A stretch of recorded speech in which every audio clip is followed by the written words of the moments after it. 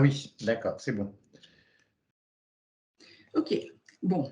Alors, bonjour à tous et bienvenue à ce webinaire qui est organisé par Ressources et Carrières sur le thème de l'OETH.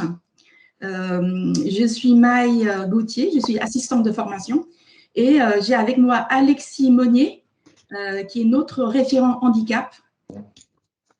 Donc, Alexis a beaucoup d'expérience et de connaissances dans ce domaine parce qu'il a travaillé depuis de nombreuses années avec des personnes en situation de handicap et pour les aider vers l'emploi, l'insertion professionnelle. Alors, comment ça va se passer ce matin? Dans un premier temps, Alexis va vous faire une petite présentation en abordant les points essentiels sur l'OETH. Vous allez découvrir ce que c'est. Et puis après, il répondra à vos questions. Alors, comme vous voyez bien, vous ne pouvez pas activer le micro pour interagir avec nous en direct parce que le format de ce webinaire, il est comme ça. Par contre, n'hésitez surtout pas de poser vos questions via le chat en appuyant sur la petite bulle. Je vois qu'il y a une personne qui nous a dit bonjour déjà. Voilà. Et aussi, pensez à mettre votre nom à la fin de chaque question. Comme ça, si jamais on ne peut pas vous répondre tout de suite, on pourra revenir vers vous ultérieurement pour vous apporter plus de détails. Voilà. Donc, je passe la parole à Alexis. À toi, Alexis. Oui, alors bonjour, merci d'être là. C'est un exercice nouveau pour moi, le webinaire. C'est bizarre de ne pas vous voir à l'écran. Mais voilà, je vais vous imaginer, sachant que vous me voyez, vous. Donc, voilà, c'est un nouvel exercice. Oui, on a voulu faire ce webinaire à la veille, en fait, de la semaine européenne pour l'emploi des personnes handicapées, qui se déroule la semaine prochaine, du 15 au 21 novembre. Il s'agit de la 25e semaine. Donc, ça fait 25 ans que cette semaine existe. C'est une semaine de sensibilisation. Voilà, donc nous, on a voulu y contribuer cette année en vous proposant ce webinaire concernant l'obligation d'emploi des travailleurs handicapés dans un contexte un peu particulier qui est celui de la réforme de cette obligation d'emploi en 2020. Voilà, et avec des mesures transitoires encore quelques années. Donc, je me lance dans le PowerPoint. N'hésitez pas à poser vos questions après, j'essaierai d'y répondre le plus précisément possible. Voilà, allez, on attaque. Donc, alors, c'est quoi l'obligation d'emploi des travailleurs handicapés? Alors, pour info, cette obligation d'emploi des personnes handicapées, elle ne date pas d'hier, en fait. Tout remonte à 1919, après après 14-18, après la Grande Guerre. Voilà, il y a eu des premières mesures qui ont été prises visant le reclassement des mutilés de la Grande Guerre. Voilà, donc c'est pas si récent que ça. Évidemment, il n'y avait pas de contrepartie financière à l'époque, voilà, il n'y avait pas de contrôle. Tout ça a perduré jusqu'en 1957, où on introduit pour la première fois la notion de travailleur handicapé, en leur attribuant un quota d'emploi de 3%, et toujours sans contrepartie financière, sans contrôle. Et il faut attendre en fait 1987, une loi qui oblige les employeurs du secteur privé ayant 20 salariés ou plus à recruter au minima un quota de travailleurs handicapés dans leurs effectifs. Et voilà. Et moyennant cette fois-ci une contrepartie financière en cas de manquement à cette obligation. Alors, c'est cette loi de 1987 aussi qui crée l'AGFIP, je pense que vous connaissez l'AGFIP, hein, c'est l'association de la gestion du Fonds pour l'insertion des personnes handicapées. C'est l'organisme en fait national qui collecte les contributions financières des entreprises et qui les redistribue sous forme d'aides diverses et qui finance aussi des prestations d'accompagnement à l'insertion, à l'aménagement de postes de travail, etc., etc. Il faut attendre en fait les décrets et 1991 pour que ce quota de travailleurs handicapés soit porté à 6%.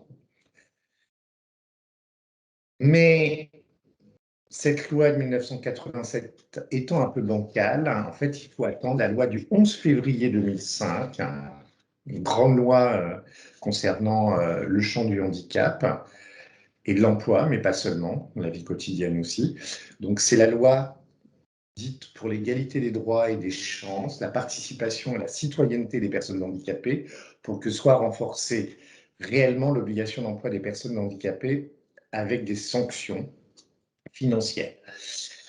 Alors, cette loi, elle est importante à plus d'un titre, hein, parce qu'elle refond totalement en fait, les acteurs et les dispositifs œuvrant sur le champ du handicap. Alors, pour info, février 2005, le président de la République, c'est Jacques Chirac, je ne fais pas de politique, hein, mais c'est pour souligner qu'il était directement concerné par le handicap, une de ses filles étant en situation de handicap. Donc cette loi, lui, tenait à cœur. Voilà, donc c'est lui qui est l'initiateur de cette refonte. Voilà, et comme souvent sur le champ du handicap, on croise des gens finalement qui sont touchés plus ou moins directement par ces problématiques et qui s'engagent, qui s'investissent. C'est juste une petite remarque, un petit aparté. Alors, cette loi, elle supprime ce qu'on appelait avant la cotorep. Hein, la cotorep, c'est tout ce qui gérait. Il y avait la cotorep pour les enfants, il y avait, enfin, ça s'appelait pas la cotorep d'ailleurs, je ne sais plus comment, mais il y avait la cotorep pour les adultes. C'était les services de l'État qui étaient décentralisés, voilà, qui géraient voilà, les demandes concernant, etc. Donc, la loi 2005, elle supprime la cotorep et elle crée des guichets uniques d'accueil, à la fois pour les enfants et les adultes, et dans chaque département. C'est ce qu'on va appeler les maisons départementales des personnes handicapées, les MDPH. Cette loi, elle introduit aussi une notion importante qui est le droit de compensation du handicap. On y reviendra plus en détail. Et elle introduit également le principe de non-discrimination. Et cette loi, elle a le mérite surtout de redéfinir le handicap. Alors, vous avez la définition à l'écran. Donc, constitue un handicap au sens de la présente loi. Toute limitation d'activité ou restriction de participation à la vie en société subie dans son environnement, hein, l'environnement au sens large, par une personne en raison d'une altération substantielle, durable ou définitive d'une ou plusieurs fonctions physiques, sensorielles, mentale, cognitive ou psychique, d'un polyhandicap ou d'un trouble de santé invalide. Et là, tout est dit. Parce que on est pour la première fois en France dans une approche qui n'est pas seulement médicale. Hein. Avant cette loi de 2005, on parlait de déficience, de désavantage. Voilà, on était plutôt dans une approche médicale. Cette loi, elle est un peu révolutionnaire hein, au sens où elle s'inscrit dans l'évolution aussi de l'appréhension du handicap tel qu'on a pu le constater, notamment dans les pays anglo-saxons. Voilà, où les personnes en situation de handicap ou leurs proches ont créé des associations, ont réclamé le droit à la parole, d'être consultés voilà, pour ce qui concernait le handicap. Voilà. Et l'idée, c'était d'attirer l'attention sur le fait que les personnes sont en situation de handicap et pas forcément handicapées pour tout. Voilà, hein. On peut être malvoyant ou aveugle, mais on peut marcher. Voilà, même si ça présente des difficultés. Voilà, donc on va parler, je parle de personnes handicapées, mais voilà, l'idée c'est on est confronté à des situations de handicap, mais pas pour tous les gestes du quotidien ou au travail. Et cette définition, elle induit aussi 6 grandes catégories de handicap, alors voilà, qui apparaissent à l'écran sous forme d'icônes. Alors, le handicap moteur, hein, c'est celui auquel on pense le plus souvent, hein, le fauteuil roulant, hein, sachant que ça représente que, je crois, 3%, tout petit peu plus de 3% des situations de handicap. Le handicap visuel, donc non-voyant, malvoyant. Le handicap auditif, hein, sourd, malentendant. Alors, apparaît en 2005 cette catégorie de handicap psychique, hein, voilà, qui n'était pas listée auparavant, qui n'était pas définie comme telle. Je vais revenir là-dessus. Voilà, il y avait le handicap mental. La différence entre le handicap psychique et mental, c'est que dans le cas du handicap mental, il y a une déficience intellectuelle, ce qui n'est pas le cas pour le handicap psychique. Le handicap psychique, on est sur le champ la bipolarité, de la schizophrénie, des dépressions sévères, des phobies, etc. etc. Et cette loi 2005, elle introduit aussi une nouvelle catégorie de handicap qui sont les maladies chroniques invalidantes. Alors là-dedans, on retrouve un peu tout, hein, diabète, cancer, sclérose en plaques, sida, troubles cardiovasculaires, etc., etc. Voilà, donc, alors, voilà, c'est des catégories un peu théoriques, hein, parce que dans la définition, on parle de troubles cognitifs. Là, on est à cheval parfois entre le handicap mental, psychique, moteur, la maladie invalidante et chronique. On parle de polyhandicap. Je ne sais pas si vous savez ce qu'est le polyhandicap. C'est très particulier, ça concerne des enfants. De naissance, en fait, c'est à la naissance. Vous savez, c'est ces jeunes enfants qui sont accueillis dans des instituts spécialisés, et, voilà, qui sont complètement cassés, qui demandent une très très forte mobilisation de la part des soignants, des familles. Voilà, donc leur espérance de vie, grâce au progrès de la médecine, est plus importante aujourd'hui qu'elle ne l'était dans le passé. Voilà, on est sur des cas très particuliers. Voilà. Et sinon, ben voilà, on peut être aussi multi-handicapé. Voilà. Il n'y a pas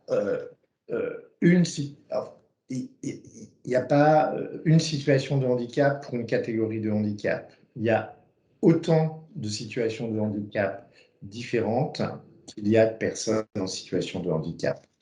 Voilà, même pour une même pathologie, pour un même handicap, les conséquences ne sont pas forcément les mêmes et les vécus non plus. On continue avec cette fameuse loi du 11 février 2005 fondatrice. Voilà, parce que concernant l'obligation d'emploi, elle renforce donc ce quota de 6% au service public et pas seulement au secteur privé. Donc ça prendra forme en 2007. Et elle crée le pendant AGFIP pour la fonction publique. Donc, c'est le FIP, le Fonds pour l'insertion des personnes handicapées de la fonction publique. Alors, cette loi, on est en France, hein, donc c'est un petit peu particulier, c'est pas forcément comme ça que ça se passe dans d'autres pays. Cette loi, elle détermine qui peut être reconnu travailleur handicapé.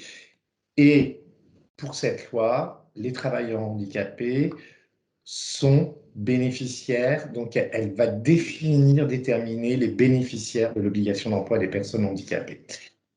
Et elle dit que sont reconnus travailleurs handicapés les personnes bénéficiaires d'une RQTH, une reconnaissance qualité de travailleur handicapé.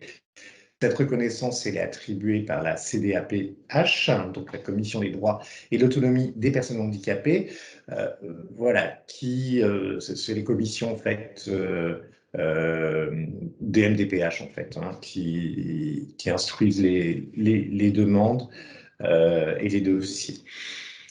Donc, la reconnaissance qualité travailleur handicapé, ça n'est pas de l'argent, c'est juste un statut administratif, un joker que les gens sont libres de déclarer ou pas à l'employeur ou ailleurs. Voilà, s'ils le souhaitent. Voilà, c'est juste une notification de la MDPH, des MDPH. Voilà, vous pouvez la laisser, cette notification, dans votre portefeuille et ne jamais l'utiliser. Et sinon, vous pouvez la faire valoir et on verra ultérieurement, voilà, pour bénéficier de formations, d'aménagement de postes de travail, d'aménagement à la maison aussi, si vous en avez besoin, l'aménagement d'un véhicule, etc., etc. Sont reconnus travailleurs handicapés aussi, toujours selon cette loi du 11 février 2005, les titulaires de la carte mobilité inclusion portant la mention invalidité. Alors, cette petite carte, elle est distribuée elle est accordée par les MDPH aussi. Donc, peuvent y figurer 3 mentions sur cette carte mobilité inclusion. La mention stationnement pour pouvoir se garer sur des places handicapées. La mention priorité pour pouvoir ne pas faire la queue au supermarché, avoir une priorité dans les transports, par exemple. Mais ces 2 mentions ne constituent pas une reconnaissance du handicap. Seule la mention invalidité qui figure sur cette carte représente un titre de reconnaissance du handicap parce que la MDPH, au vu du dossier médical et de votre demande, vous a déterminé un taux d'incapacité supérieur ou égal à 80%. Donc, on va parler de carte mobilité inclusion avec la mention invalidité. Sont reconnus travailleurs handicapés et donc bénéficiaires de cette obligation d'emploi également les gens bénéficiaires de l'AAH, l'allocation adulte handicapé. Alors, l'AAH, c'est des sous, c'est une allocation. C'est également un minima social, au même titre que le RSA. En fait, c'est le RSA pour les personnes en situation de handicap. Cette AAH, elle est attribuée sous condition de ressources. Voilà, donc il y a des seuils en fonction du foyer, enfant, pas enfant, marié, pas marié. Voilà, ça représente à peu près 900 € par mois pour une personne célibataire sans enfant aujourd'hui. Voilà, donc elle est attribuée, voilà, si la MDPH considère aussi que vous avez un taux d'incapacité supérieur à 80%. En dessous, pas d'âge. Voilà. Et puis si vos revenus dépassent les seuils, les plafonds, voilà, éventuellement la MDPH peut vous accorder une carte mobilité inclusion avec la mention invalidité.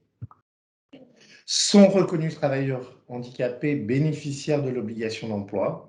Donc, les gens titulaires d'une rente du régime général de sécurité sociale ou d'un autre régime de protection sociale obligatoire à la suite d'un accident du travail ou d'une maladie professionnelle qui a entraîné une incapacité permanente au moins égale à 10%. Alors là, c'est plus la MDPH, c'est la sécurité sociale ou un autre régime de protection sociale.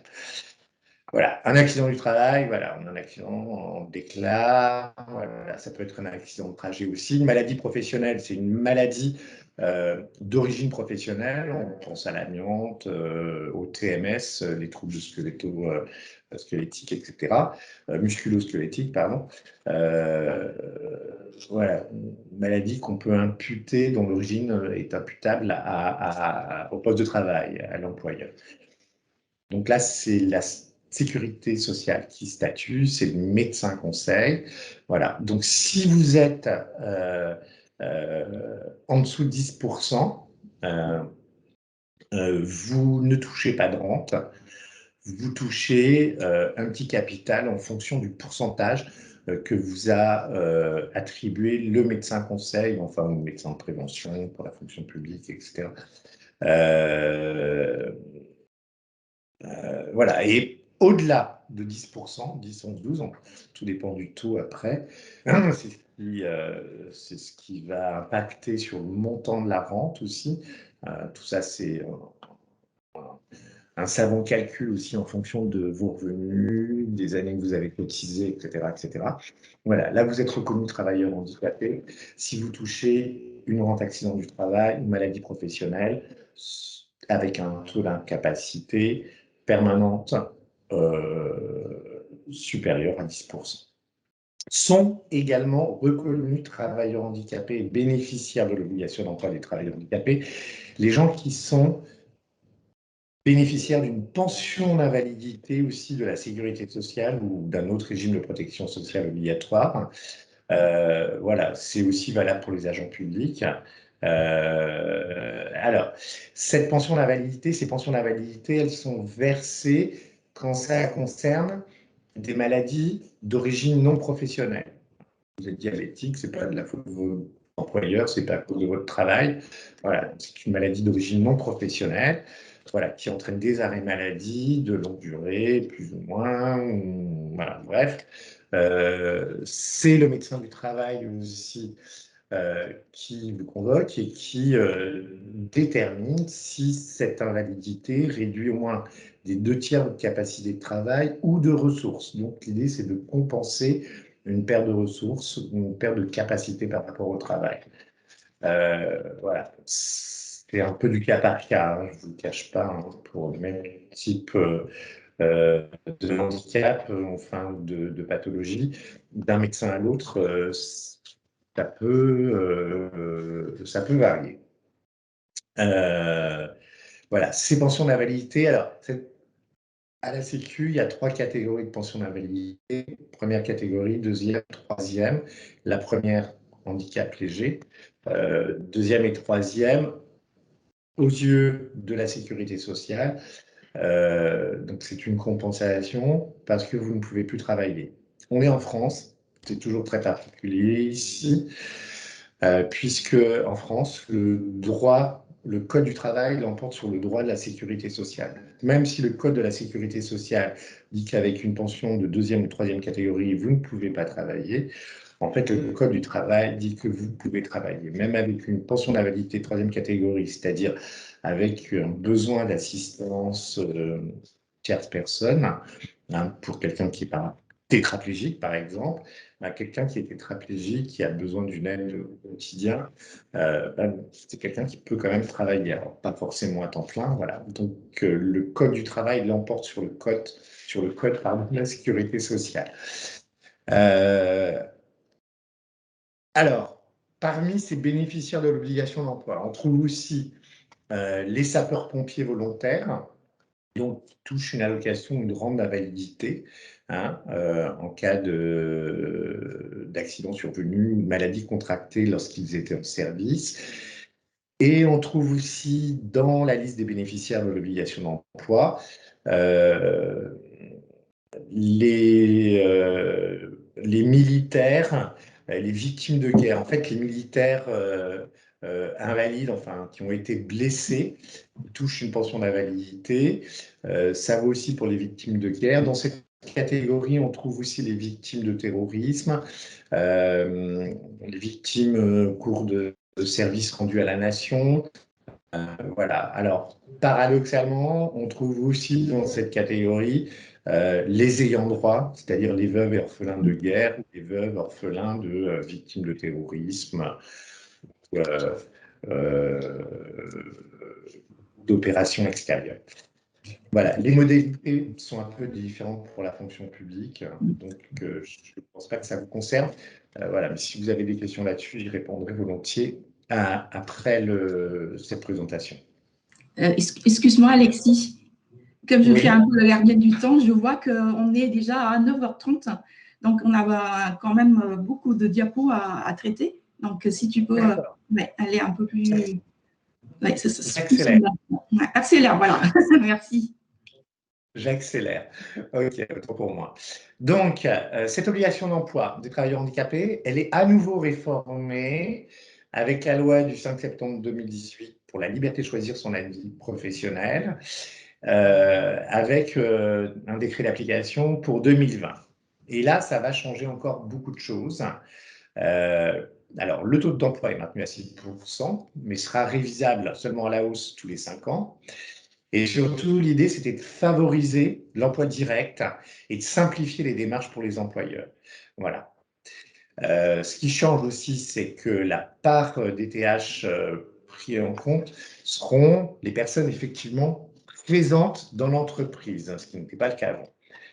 Cette réforme de 2020, elle permet d'inclure aussi toutes les formes d'emploi dans le calcul de la contribution pour respecter son obligation d'emploi, c'est-à-dire tous les CDI, les CDD, les contrats en alternance, les parcours emploi compétences, c'est-à-dire les CUI, les stages, les périodes de mise en situation professionnelle pour les demandeurs d'emploi, les intérimaires, les salariés portés, les salariés de groupement d'employeurs, les contrats de mission, etc. etc. Voilà. Donc, tous ces types d'emplois et ce type de contrats sont pris en compte dorénavant dans, euh, dans les déclarations.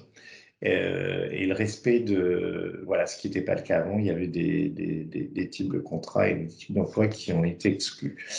Et puis ce qui change, c'est que l'unité d'assujettissement devient l'entreprise et non plus l'établissement autonome. Donc c'est le sirène qui compte. Voilà. Et le taux des 6%, le quota de 6%, sera appliqué à la somme des effectifs des établissements faisant partie de l'entreprise. Je vous rappelle qu'avant 2020, les établissements autonomes voilà, pouvaient faire eux-mêmes leur déclaration. Alors, ce qui change en 2020, c'est qu'une entreprise, par exemple, de 250 salariés, avec en plus 10 établissements de 15 salariés chacun, donc en deçà du seuil de 20 salariés, avant la réforme, euh, voilà, elle devait avoir 15 travailleurs handicapés pour respecter son obligation d'emploi. Aujourd'hui, c'est 24, voilà, puisqu'il y a fusion des établissements, et c'est le sirène. Voilà, donc il y a une augmentation significative du montant de la contribution à partir de 2020 et des années suivantes. Alors, quelles conséquences pour ma structure ou mon organisation si je ne respecte pas l'obligation d'emploi des travailleurs handicapés? Alors, forcément, on est redevable d'une contribution si on n'atteint pas le taux de 6%. Et si je ne fais rien pendant 3 années consécutives, le calcul de ma contribution sera majoré de 1500 fois le SMIC horaire par unité manquante. Donc, c'est très pénalisant financièrement. Voilà. Après, une autre façon de respecter son obligation, c'est aussi, on verra par la suite, avoir recours à de la sous-traitance. Et là, on est sur 4 ans. Voilà. Sinon, les bases de calcul restent les mêmes, hein, hors surcontribution. On est à 400 fois le SMIC horaire pour les employeurs de 20 à 250 salariés, 500 de 250 à 750 salariés, 600 fois le SMIC horaire par unité manquante pour les employeurs de plus de 750 salariés. Ce qui change aussi énormément en 2020, c'est que toute entreprise, quel que soit son taux d'emploi, devra déclarer ses salariés travailleurs handicapés, même les entreprises de moins de 20 salariés. Ça permettra comme ça à la GFIP notamment d'avoir une meilleure visibilité de la réalité du travail et de l'insertion professionnelle des personnes en situation de handicap. Alors, cette déclaration, elle se fera maintenant via l'EDSN, c'est-à-dire la déclaration sociale nominative euh, mensuelle et annuelle. Alors, pour le secteur privé, c'est déjà en vigueur depuis 2020. Et ça sera le cas à partir de 2023 pour le secteur public. Ils sont en train de mettre ça en place. Voilà. Donc, ces DSN, elles sont à transmettre au réseau des URSSAF ou de la Mutualité sociale agricole, qui se chargeront ensuite de reverser les contributions collectées à la GFIP. Donc, ce seront également les URSSAF et la Mutualité sociale agricole qui vous notifieront chaque année, qui notifieront chaque année à l'employeur les effectifs au ETH et BOETH à prendre en compte. Je vous expliquerai, c'est un petit peu compliqué, il y a différentes étapes dans le calcul de la contribution. Voilà, donc j'accélère, pardon. Alors, que puis-je faire concrètement pour optimiser ma contribution? Alors, l'idée, c'est d'avoir recours autant que possible à l'emploi direct, compte tenu du fait que maintenant, toutes les formes d'emploi et de contrat sont prises en compte. Voilà. Deuxième temps, avoir recours à la sous-traitance d'achat et de prestations auprès des milieux adaptés, les entreprises adaptées, qui font travailler 80% de personnes en situation de handicap, qui ont une convention avec l'État. Sous-traitance auprès des ESAT, milieux protégés, ce qu'on appelait les centres d'aide, les CAT, avant 2005, et sous-traitance auprès aussi des travailleurs indépendants handicapés, les TIH. Voilà, ça vaut aussi pour les salariés portés, qui sont en portage salarial. Donc, cette sous-traitance, elle reste toujours valorisée dans le calcul de la contribution, mais elle est valorisée en euros depuis 2020 et non plus en unités bénéficiaires. C'est une espèce d'usine à gaz. Donc voilà, ça a été simplifié. Il y a un taux unique de 30% qui s'applique sur les coûts de main-d'œuvre de cette sous-traitance. Donc après, les plafonds seront différents en fonction si vous avez moins ou plus de 3% de travailleurs handicapés au sein de votre entreprise. Qu'est-ce que je peux faire encore concrètement? Déclarer dans la déclaration sociale nominative les emplois exigeant des capacités et aptitudes particulières. C'est ce qu'on appelle les ECAP. Donc, ça, c'est nouveau aussi. Ces ECAP sont dorénavant déductibles de la contribution. Il y a une liste de 36 métiers, donc il y a un barème, 17 fois le SMIC horaire brut. Alors, on retrouve les chauffeurs routiers, les marins-pêcheurs, les conducteurs d'engins lourds de levage, les dockers, mais aussi les hôtesses de l'air, les stewards. Alors, cette liste, elle est en cours de révision parce que voilà, ils se sont rendus compte qu'il y avait quand même un pourcentage non négligeable de personnes reconnues travailleurs handicapés qui étaient sur ces métiers-là. Donc, c'est voilà, en cours de révision. Et puis, on peut toujours, les entreprises d'une certaine taille peuvent négocier un accord agréé avec les services de l'État et direct. Donc, ça peut être un accord d'entreprise, un accord de groupe, voire un accord de branche aussi. Alors, donc, ces accords agréés, ils sont maintenus, mais ils sont limités maintenant à 3 ans renouvelables seulement une fois. Alors, ces accords, ils ont pour particularité, donc ils sont négociés avec les représentants du personnel, donc les dirigeants et les représentants du personnel en interne, ou au niveau du groupe, au niveau de la branche éventuellement. Ils ont la particularité d'exonérer l'entreprise de sa contribution à GFIP en contrepartie d'une internalisation du budget et des actions en faveur de l'insertion professionnelle. Donc, voilà, je ne sais pas si c'est le cas. Voilà, si vous avez des questions là-dessus, n'hésitez pas. Alors, cette contribution, comment elle se calcule? On part d'abord d'une contribution brute à partir du nombre de bénéficiaires manquants. Alors, on multiplie par 400, 500, 600, voire 1500, voilà, fois le SMIC horaire brut par bénéficiaire manquant, par unité.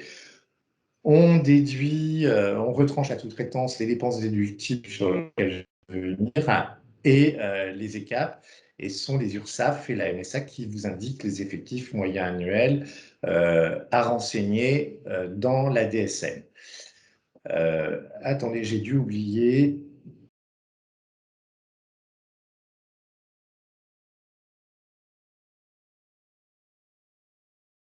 Voilà. Oui, alors, il y a, oui, j'ai oublié, je suis désolé, les dépenses déductibles aussi à hauteur de 10% qui ont été réduites à 3 catégories. Je pense que la slide a zappé, je vous l'intégrerai en vous envoyant le webinaire. Voilà, il y a toute une liste il y a 3 catégories de dépenses aussi déductibles concernant le maintien, la professionnalisation des dirigeants et la professionnalisation des partenaires du milieu protégé ou adapté, les dépenses d'aménagement de postes, d'accessibilité, voilà. Donc, on peut déduire aussi de cette contribution un certain type de dépenses. Voilà, et on retranche tout ça et on arrive à une contribution nette. Alors, compte tenu de cette réforme et de l'augmentation pour certaines entreprises, une forte augmentation du montant de la contribution à régler, voilà, ils ont prévu un écrêtement jusqu'en 2024, c'est-à-dire un abattement voilà, qui se calcule sur la contribution nette. Voilà, on est à 80% en 2021. On sera à 75% en 2022, 66% en 2023 et 50% en 2024. Donc, ce sont des mesures transitoires, voilà, pour pas trop plomber, je dirais, les entreprises avec cette contribution. Ce qui change aussi en 2020, ce qui a changé, c'est que les entreprises de plus de 250 salariés doivent avoir un référent handicap. Voilà, un interlocuteur concernant toutes les problématiques de handicap. Voilà. Et pour dernière précision, toutes les entreprises qui dépassent le seuil des 20 salariés à partir de 2020 aura 5 ans pour se mettre en conformité. Hein. C'est valable pour les créations d'entreprises. C'était 3 ans auparavant. Donc, 5 ans pour se mettre en conformité par rapport à l'obligation d'emploi des travailleurs handicapés. Je continue, donc avec les questions qu'on vous a adressées. Quels sont les avantages à être une entreprise handicap accueillante? Voilà, l'idée c'est de sensibiliser ses salariés en interne. Ça permet de changer leur regard sur le handicap en milieu professionnel. Recruter des travailleurs handicapés, ça peut être aussi la possibilité d'ouvrir de nouveaux horizons. Aménager un poste pour l'adapter à différents types de handicap, ça peut être aussi pour l'entreprise l'occasion de revoir les procédures qui sont en place, le fonctionnement habituel. Voilà, et les améliorations qui en découlent peuvent à terme bénéficier à l'ensemble des salariés et avoir des retombées positives sur la performance de l'entreprise. Voilà, il y a plusieurs acteurs qui peuvent être mobilisés par les employeurs, Cap Emploi, la GFIP.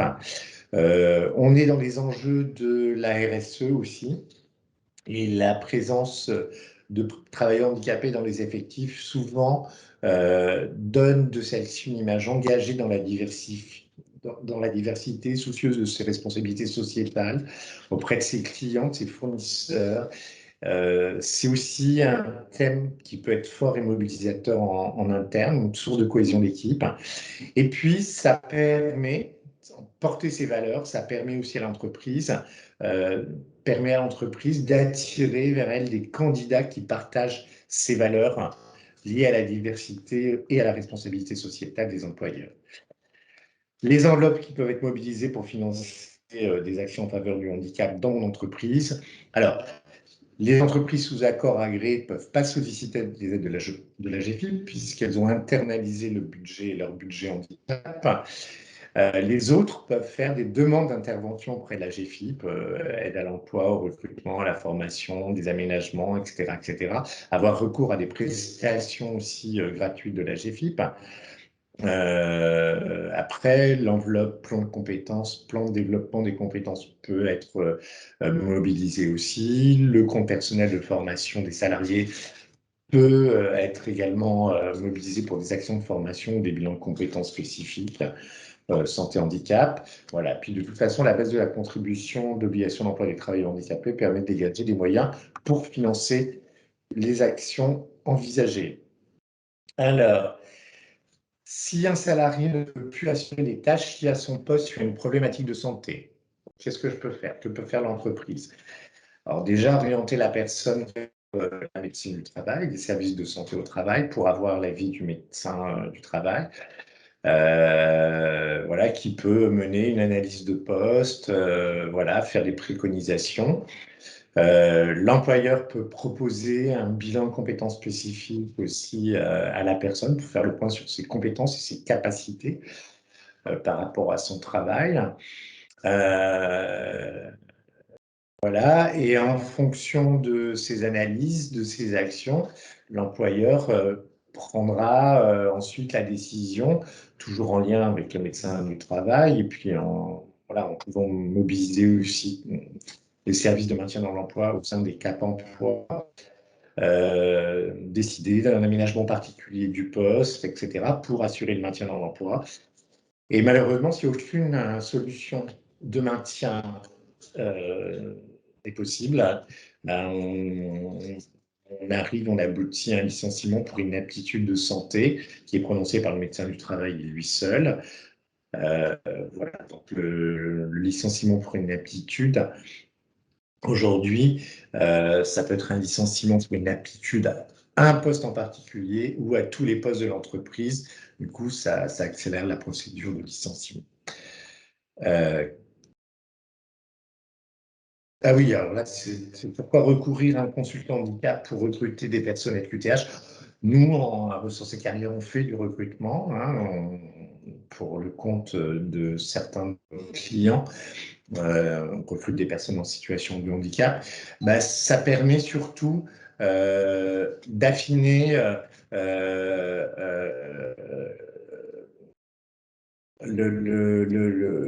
les procédures de recrutement, d'éviter des erreurs, voilà, qui sont souvent perte financière, perte de temps, voilà, puisqu'un consultant spécialisé voilà, posera les bonnes questions dans le respect du principe de non-discrimination, voilà, en mettant tout dans le même sac, les capacités de santé, les compétences de la personne, son profil par rapport au profil recherché. Voilà, je voulais juste terminer avant d'avoir vos questions. Voilà, l'origine du mot handicap, hein, je ne sais pas si vous la connaissez. Donc, ça vient d'Angleterre et c'est né au XVIe siècle. Handicap, c'est hand in cap, la main dans le chapeau. Alors, quel rapport avec le handicap? Vous allez me dire, c'est qu'à l'époque, c'était un jeu de troc. Il y avait un arbitre qui constituait des lots. Il y avait les deux parties voilà, qui voulaient faire du troc. Il y avait l'arbitre, il y avait un chapeau. Donc, l'arbitre essayait de faire des lots à peu près de la même valeur. Et les deux parties mettaient leurs mains dans un chapeau. Il la ressortait ouverte ou fermée pour dire qu'ils acceptaient ou pas l'échange. Voilà. Et parfois, il y avait une partie qui se sentait défavorisée parce que le lot était moins intéressant que le lot de la partie adverse.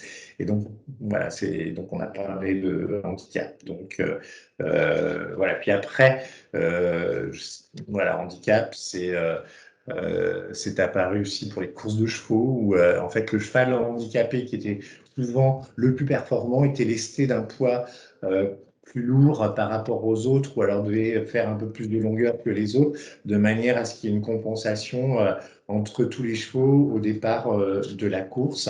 Voilà. Puis au début du XXe siècle, voilà, c'est arrivé sur le terrain de la santé. Voilà, je remercie de votre attention. Je vous souhaite une bonne 25e semaine européenne pour l'emploi des personnes handicapées du 15 au 21 novembre 2021, donc la semaine prochaine. Voilà, et j'attends avec impatience vos questions. Je vous remercie. Merci Alexis pour cette présentation très informative et détaillée. Donc voilà, donc à vos questions. Entre-temps, j'ai reçu une question. Avez-vous des sites ou cabinets de recrutement spécialisés dans le recrutement des personnes handicapées à nous recommander? Je crois que tu as commencé à répondre partiellement à cette question. Mais est-ce que tu connais d'autres sites à recommander? Alors, le site le plus important, je trouve le mieux, c'est l'espace emploi du site de la GFIP. Voilà, vous pouvez créer votre espace personnel, l'espace de employeur, hein, il y a aussi l'espace salarié, enfin, ou en recherche d'emploi. Vous pouvez diffuser vos annonces. Voilà, il est très consulté. Ça concerne tous les types de postes, tous les types de profils. Il est bien fait, l'espace emploi de la GFIP. Après, il y a d'autres sites. Euh, il y a emploi. Alors, je ne sais plus si c'est emploi.com. Oui, je crois que c'est .com. C'est emploi, HANPLOI.com.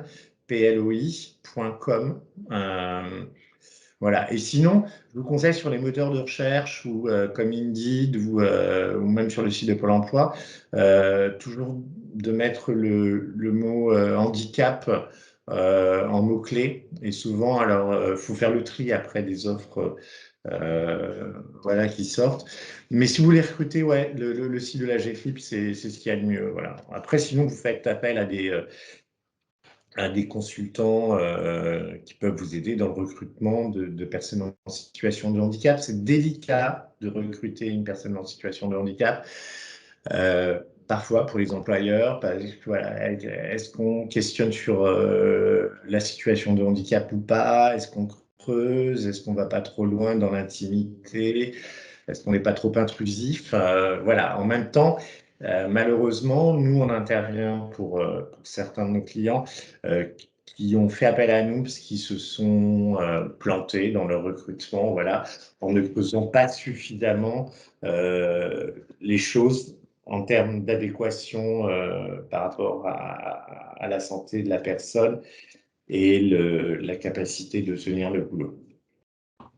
J'espère avoir répondu à votre question. Avez-vous d'autres questions à nous poser? On peut répondre dans le cadre de ce webinaire ou bien revenir vers vous intérieurement si on n'a pas suffisamment de temps.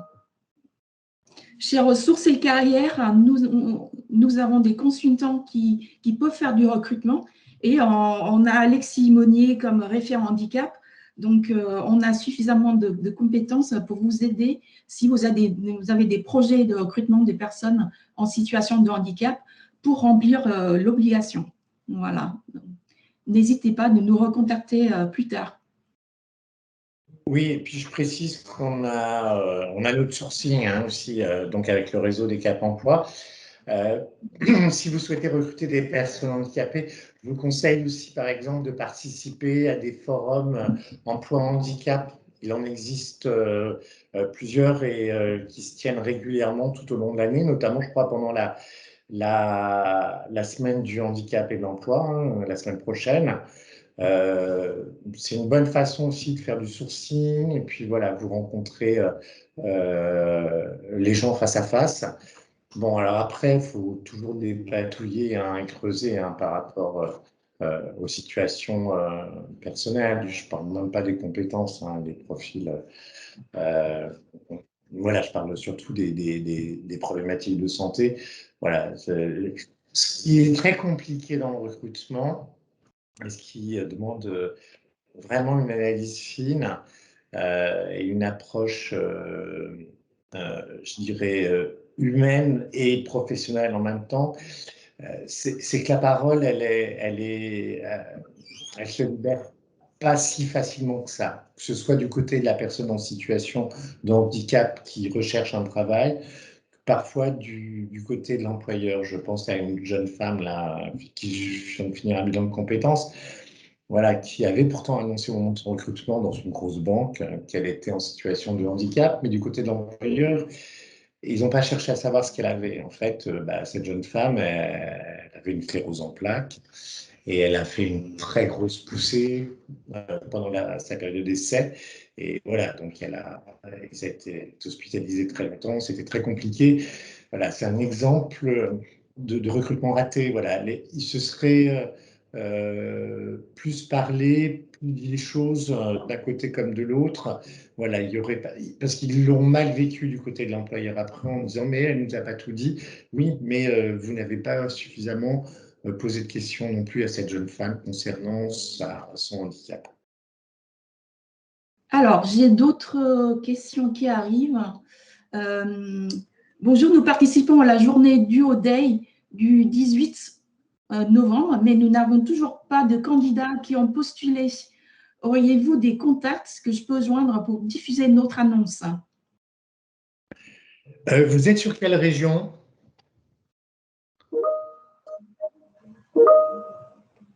Île-de-France. D'accord. Donc l'idée du ODES, c'est une immersion d'une personne en situation de handicap dans un environnement professionnel avec un tuteur ou une tutrice. Hein, on est bien d'accord. Hein. Oui. Ok. Moi, je vous conseille de vous rapprocher du Cap emploi dont vous dépendez, du département. Je ne sais pas sur quel département. Vous pouvez solliciter des conseillers ou des conseillères de Cap emploi en leur expliquant que vous êtes à la recherche. Alors après, moi, je vous conseillerais carrément, il y a des acteurs qui sont incontournables et qui peuvent être vraiment précieux sur le champ du handicap et de l'emploi, sont les grandes associations de personnes handicapées ou de parents de personnes handicapées. Je pense à l'APF, l'Association des parents handicapés de France, mais c'est valable aussi pour le handicap psy, pour toute forme de maladie. Voilà, il y a des associations aussi de non-voyants ou de malvoyants. Même chose pour le handicap auditif. Donc, rapprochez-vous de ces associations-là et dites-leur voilà, que vous êtes à la recherche de personnes dans le cadre de cette action particulière. Bon, ben, j'espère que la présentation très détaillée d'Alexis a pu vous apporter des informations et des réponses à vos questions. Hein, et nous vous remercions beaucoup d'être avec nous aujourd'hui. Voilà, c'était vraiment un plaisir de vous avoir avec nous. Et donc, comme promis, on va vous envoyer le lien pour le PowerPoint et pour le replay. Voilà. Très bien. Ben, moi, je vous remercie aussi de participation. Voilà, je regrette juste de ne pas vous voir à l'écran, mais voilà, on aura peut-être l'occasion de se croiser à un autre moment, ou à distance, ou dans la réalité. Alors, j'ai une autre question qui arrive. Avez-vous des conseils pour un duo day réussi? Pour un duo day réussi. Alors, je ne connais pas particulièrement, j'en ai entendu parler, mais moi, je sais que voilà, vous n'êtes pas la première à avoir du mal à trouver quelqu'un aussi pour ce dispositif-là. Tout dépend. Ça dure combien de temps? Ça dure une journée, c'est ça? Une journée, oui. D'accord. L'idée, c'est quoi? C'est de faire découvrir l'entreprise, son métier, l'activité, les différentes interventions. Découverte des métiers de l'entreprise. Eh bien, voilà, moi je vous conseillerais de faire comme si vous accueilliez des étudiants ou des lycéens. Hein. Il y a des stages de 3e aussi, mais qui durent une semaine, je crois. Alors, sur une journée, c'est court. Oui. C'est quoi l'activité de votre entreprise? Pardon. Ouais. Les fonctions support. Des fonctions support, d'accord. Alors, l'idée, c'est aussi de faire toujours le lien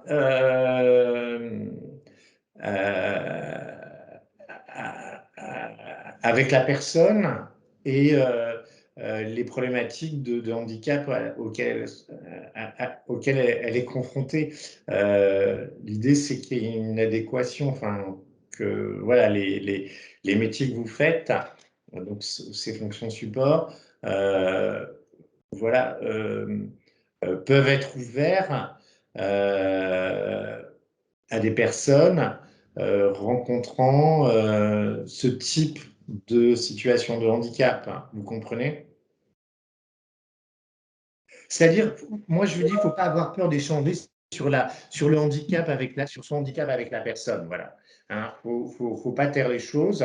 Voilà, si la personne elle participe à ce dispositif du ODE, c'est parce qu'elle est en situation de handicap et donc a priori elle est en capacité de s'exprimer par rapport à ça. Et vous pouvez échanger avec elle sur ces questions-là. Vous savez, les gens aiment bien, quand on est en situation de handicap, les gens n'ont pas forcément toujours des espaces de parole où ils peuvent s'exprimer librement et poser les choses sur la table. Donc, c'est peut-être l'occasion justement euh, de mettre les choses sur la table ce jour-là avec la personne, toujours en lien avec votre activité professionnelle et puis éventuellement euh, euh, ce qui pousse cette personne à s'intéresser à votre entreprise, à ses métiers.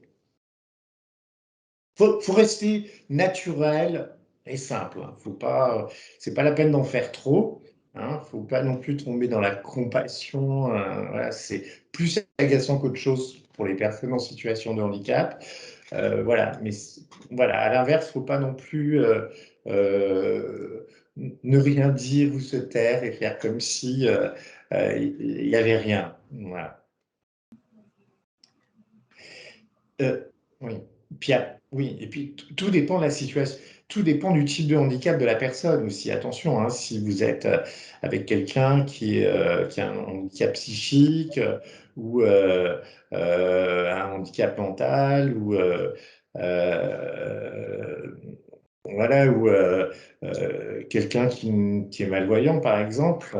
Voilà, si vous êtes avec quelqu'un qui est aveugle ou malvoyant, bah, à charge pour vous, au cours de la journée, de lui permettre de visualiser, même s'il n'a pas de capacité visuelle, de lui permettre de visualiser vos bureaux, vos locaux, les outils que vous utilisez, voilà, décrire les gens, décrire les environnements. C'est des choses toutes bêtes, mais qui peuvent être importantes. J'espère qu'Alexis a répondu à votre question. S'il n'y a pas d'autres questions, je propose qu'on se quitte ici. Et je vous souhaite une très bonne journée et au plaisir pour le prochain webinaire. Voilà, bonne journée à toutes et à tous. Pareil, je vous remercie tous et puis n'hésitez pas à revenir vers nous hein, si vous avez des questionnements, même sur des choses très pointues par rapport au calcul de la contribution, ou même dans le cadre des échanges, des relations que vous pouvez avoir avec des personnes en situation de handicap dans le cadre d'un environnement professionnel.